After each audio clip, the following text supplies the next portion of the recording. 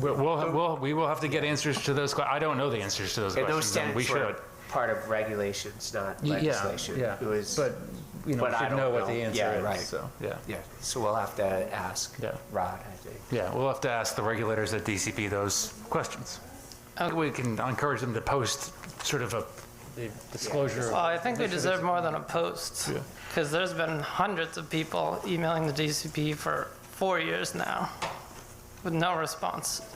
The whole point of a regulated market was to make sure that the product was safe. If there's products not being produced that's safe, A, it shouldn't be sold, but B, there should be a process behind it to make sure, so there needs to be answers to those questions. And obviously we want to make sure that the products that's being sold in Connecticut is, as mold free as possible, but certainly not causing respiratory illness or anything like that. And so that should be job number one for us. So if you're not getting answers to those questions, we will ask those questions of DCP tomorrow and make sure that there's some sort of public answer available with respect to what is being done about mold.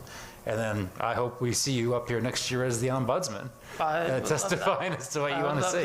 So. Is there any way you could get like a promise that like people will be emailed within some certain amount of time? You just got it. I'm talking to them tomorrow about other issues. I'm going to ask them about the mold issue.